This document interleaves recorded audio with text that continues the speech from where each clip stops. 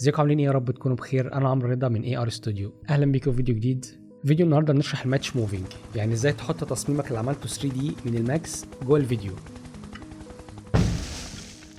درس النهارده قوي جدا وسهل جدا جدا ونتائجه رهيبه. خلوني افرجكم ايه اللي هنعمله النهارده.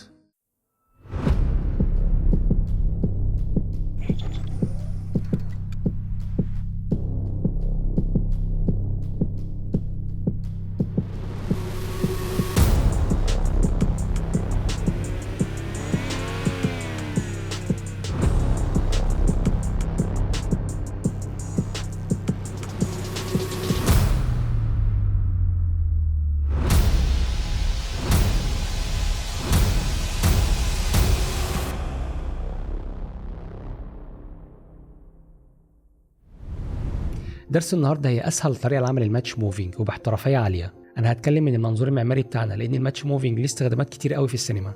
عايز اقول لكم ان اكبر الشركات في العالم اللي بتعمل انيميشن بيستخدموا الطريقه دي، لان مفيش واقعيه اكتر من فيديو متصور على الطبيعه. الماتش موفينج هو مستوى متقدم قوي في الاظهار المعماري وبيلفت نظر اي عميل. طيب عشان نبدا لازم تصور فيديو لمساحه الارض اللي هيتركب عليها التصميم وتتخيل ان التصميم متركب عليها. يفضل انك تصور بالدرون لو عايز تاخد لقطه جويه، وبما انها ممنوعه في مصر فهتاخد اللقطه ارضي عادي مفيش مشكله. لو استخدمت الجيمبل او الاستابلايزر هيبقى احسن، ولو مفيش حاول تثبت ايدك قدر الامكان عشان اللقطه ما تبقاش مهزوزه، ولو عرفت تاخد صوره 360 للمكان عشان الانعكاس يبقى افضل. ما ينفعش يبقى فيه اعمده وحاجات كتير ودوشه في الفيديو، لازم تكون مساحه الارض فاضيه. وما ينفعش يبقى الفيديو سريع، لازم تبقى حركه الكاميرا بطيئه، يعني اديني لقطه من 20 الى 60 ثانيه علشان اعرف اعرض التصميم. وطبعا مش محتاج افكركم ان جوده الفيديو مهمه، والشاتر سبيد يبقى سريع، يعني ما يبقاش فيه بلورينج او نغمشه بسبب هزه الكاميرا لو هتصور بايدك. انا عايز في الاخر لقطه جودتها كويسه وتسيب لي مساحه لقطعه الارض اللي هحط عليها التصميم.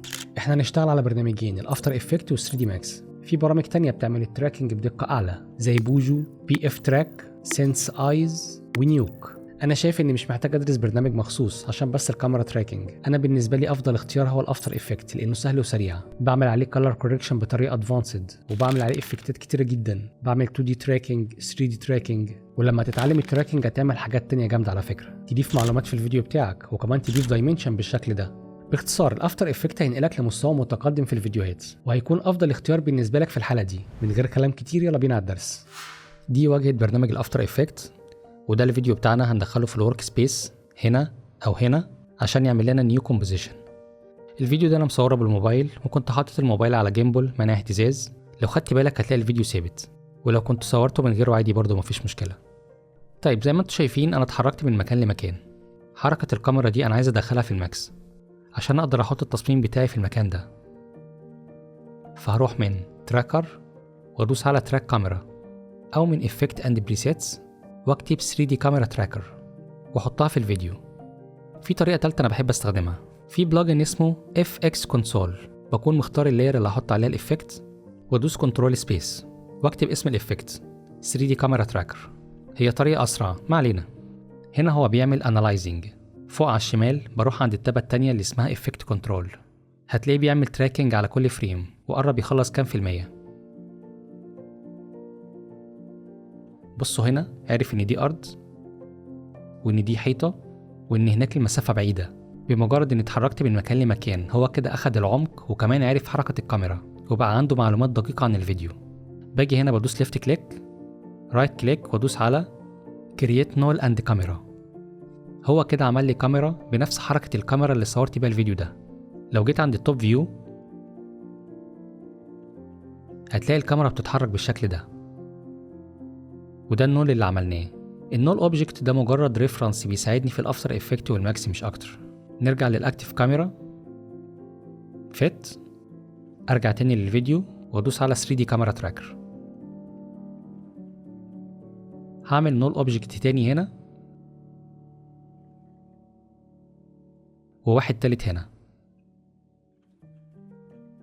بس كده انا ممكن اكتفي بده واروح للماكس بعد كده، بس في طريقه ادفانسد واكتر دقه وهتديك نتيجه نفس البرامج المخصصه للتراكنج اللي ذكرتها. هشرحها برضو عشان تبقى عندكم المعلومه كامله عن التراكنج. احدد التلاتة نول اوبجكت وادوس على اس عشان يظهر لي السكيل، واكبر شويه عشان يظهروا معايا واقدر اشوفهم.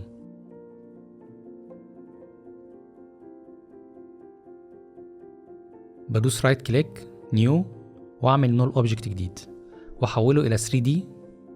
ولو ال 3D مش ظاهر معاك هتنزل تحت وتدوس على الزرار اللي اسمه Expand or Collapse Layer وهتظهر معاك. بحدد ال3 null object اللي عملتهم والكاميرا معاهم وبعمل لهم parent، يعني يتبعوا النول اوبجكت الجديد اللي عملته. بحدد النول الجديد واروح للتوب فيو. زي ما انتم شايفين ال3 نول اوبجكت والكاميرا بره الفريم بتاعنا وحجمهم كبير. كل اللي هعمله ان هعمل سكيل للنول الجديد واحركه بحيث ال3 نول اوبجكت يبقوا في النص بالشكل ده. بعدين بروح للفرونت فيو وادوس على كنترول ار واجيب الجريد واحطه في النص. وانا محدد النول اوبجكت بعمل روتيشن بحيث ال3 نول يبقوا على خط متساوي بالشكل ده. بس كده. اكتف كاميرا فيت وامسح النول الجديد مش محتاجه خلاص. كده هتلاقي ال3 نول اوبجكت اللي عملناهم في نفس المكان بالظبط ومحطوطين بدقة عالية بنفس دقة البرامج الاحترافية. رجع صغرهم تاني. هتحدد ال3 نول اوبجكت والكاميرا معاهم. بعد كده من فايل سكريبت تختار سكريبت اللي اسمه After Effects 3D Export. طبعا مش هتلاقيه موجود عندكم، هسيب لكم السكريبت في صندوق الوصف تحت. عندك طريقتين عشان تضيف السكريبت. هتدوس على ران سكريبت فايل وتختار سكريبت او تحطه في مكان الباص اللي هيظهر على الشاشة دلوقتي وساعتها هتظهر عندك في المكان ده. هتدوس عليه وتختار 3D Max Option ومن عند World Scale هتخليها 1 to 1. هنا اسم الملف وإكسبورت. هو كده طلع لك ملف سكريبت هيقراه الماكس وهتلاقي الملف نزل عندك على الديسكتوب. هنروح للماكس من سكريبتنج ران سكريبت اسم الملف ماتش موفينج هو ده. تمام. هتحددهم كلهم وتعمل جروب وتأكد انك على فريم 0. كبر شوية واعمل روتيشن 90 درجة واظبط ال3 نول اوبجكت اللي عملناهم على مستوى الارض. بس كده احنا بقى معانا حركة الكاميرا واقدر دلوقتي احط اي حاجة انا عايزها. في الدرس بتاعنا انا هحط كونتينر. طيب عشان نبقى متفقين طالما هتعمل انيميشن من غير ما تفكر هتشتغل على كورونا ريندر. لو هتشتغل على الفي راي انت كده هتضيع وقت على الفاضي. هنروح عند ريندر سيت اب. من ريندر تختار كورونا ريندر سين. حط في الباس ليميت رقم 10 والدي نويزنج تختار كورونا هاي كواليتي. وما ننساش نحط مقاس الفيديو 1920 في 1080. طيب هنجيب الكونتينر نصغره شوية ونظبط مكانه بالشكل ده. ما تنساش اي لعب في حجمه وحركة ودوران الموديل لازم تبقى عند اول فريم اللي هو فريم 0، لانك لو عملت مثلا سكيل والفريم بتاعك في النص حتى وانت مش في وضع التسجيل هيسجل الحركة تلقائي وممكن يبوظ لك الدنيا. هحول الموديل الى كورونا ريندر لانه معمول بخامات الفي راي. من سكريبت ران سكريبت واختار كورونا كونفرتر. هسيب لكم السكريبت في صندوق الوصف تحت وادوس على ستارت كونفرت. طيب علشان اعرف اظبطها اكتر لازم احط الفيديو في الباك جراوند. من فيو بورت باك جراوند configure viewport background use file. هو طالب الفيديو يبقى بأي امتداد من الامتدادات دي. أنا حولت الفيديو إلى OpenEXR image ببرنامج Adobe Media Encoder فحول لي الفيديو إلى صور. بختار أول صورة وأدوس على sequence open. عدد الصور أو عدد الفريمات 395. أوكي. وأدوس على animate background. أوكي. أدوس سي وأظبط الموديل بقى زي ما أنا عايز. ما تنسوش للمرة التالتة وأنا بظبط الموديل إحنا عند فريم 0.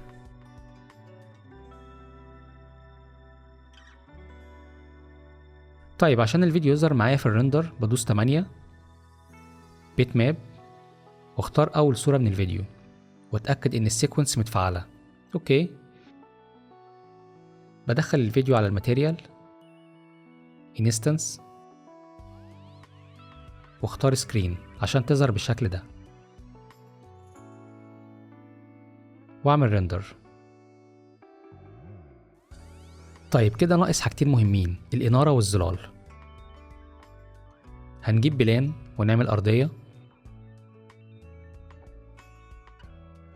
ونحط عليها خامة اسمها كورونا شادو كاتشر.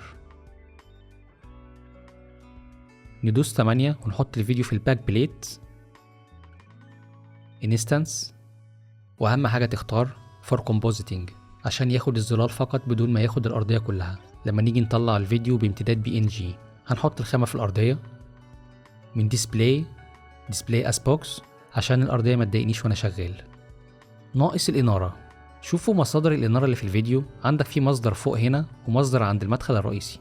احنا هنحاكي ده في الاناره. هنروح عند لايت كورونا لايت، اخليها ريكتانجل واشيل اختيار فيزيبل دايركتلي عشان مصدر الاناره ما يظهرش معايا في الريندر، وخليها واير فريم. انا بحب اقلل الدوشه في المشهد بتاعي. وحط رقم 60 مثلا في الانتنسيتي. احنا ممكن نعمل نسخه تانية للاناره ونحطها في المدخل الرئيسي، بس هنكتفي بالاناره دي ونعمل ريندر. ما تقلقش من الشكل ده مش هيبان معانا لما نحفظ الصوره PNG. لو جيت عند الالفا هتلاقي المجسم مع الظلال فقط، فالامور تمام. هنروح عند الماتيريال بتاعت الارضيه ونخليها always solid مؤقتا، بس عشان اشوف شكل الريندر اذا هحتاج اعلي او اقلل الاناره، واعمل ريندر. لو تمام كده نرجعها تاني فور كومبوزيتنج. خلاص كده نروح نعمل ريندر. من ريندر سيت اب رينج نحط من 0 إلى 396، ومن ريندر اوتبوت اختار المكان اللي هحفظ فيه الانيميشن واختار PNG واعمل ريندر. الريندر اخد معايا وقت 3 ساعات و21 دقيقة من على جهازي. طبعا مش وحش، وممكن كمان نقلل الوقت اكتر لو حطيت في الباس ليميت رقم اقل. انا اوريدي كنت عامل ريندر قبل كده. هنروح على الافتر افكتس. طبعا ممكن تستخدم برنامج البريمير او اي برنامج مونتاج بتعرف تشتغل عليه، مفيش مشكلة، بس في الدرس بتاعنا هنشتغل على الافتر افكتس. هندوس دبل كليك ونجيب الفيديو الاساسي ونجيب الانيميشن اللي عملناه، نختار اول صورة واتاكد ان PNG سيكونس متفعلة، امبورت، ونحط الانيميشن في اللير اللي تحت تكون اول واحدة. انا كنت عامل انيميشن بسيط على الكونتينر، حركات بقى ودلع. طيب عايزين نعمل على المجسم بتاعنا color correction. في افكت اسمه لومتريك color هنحطه في الانيميشن. ده عامل زي الكاميرا رو فلتر اللي في الفوتوشوب. ونظبط الوان الموديل بتاعنا، ونجيب افكت اسمه add grain لان الموديل بتاعنا كلير جدا والفيديو الاصلي كله نويز.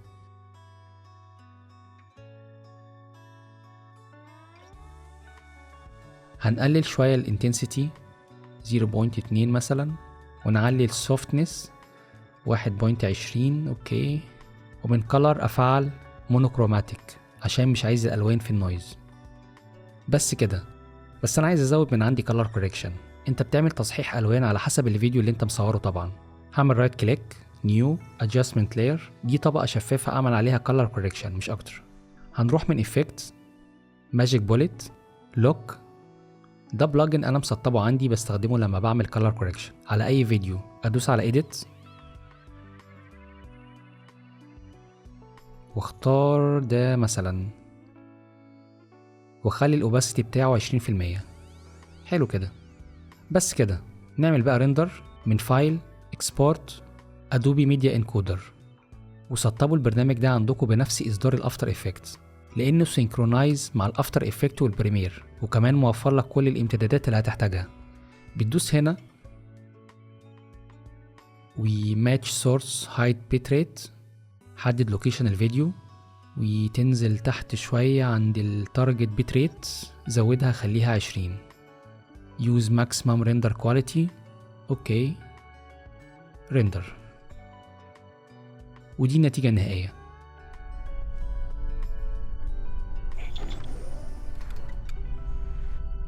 طبعا في احسن من كده، نسينا نحط الانعكاس وموزعناش الانارة صح، انا كروت شوية بس اهم حاجة عرفتوا الطريقة. بس كده ده كان شرح الماتش موفينج بمنتهى البساطه، والتقنيه دي تطبق على كل برامج ال3 دي مش بس الماكس، وتقدر تطلع منها نتائج قويه جدا. ده نموذج واحد، ده فيه افكار ونماذج كتيره. تقنيه الماتش موفينج ابعادها كبيره وعميقه جدا، وفيها مصطلحات كتيره انا ما ذكرتهاش عشان ابسط لكم الموضوع لاننا مش محتاجينها قوي في مجالنا. اقصد عمقها يكمن في صناعه الافلام اكتر. يا رب يكون الفيديو عجبكم واستفدتوا منه. دي تمهيدات لحاجات جايه كتير، وانا بحاول افرش المعلومات بس في الاول عشان تاخدوا فكره عن المجال وتجهزوا للي جاي. وما تنسوش تعملوا لايك وسبسكرايب وشير وتفعلوا الجرس. شكرا جدا ليكم واشوفكم الفيديو الجاي. سلام.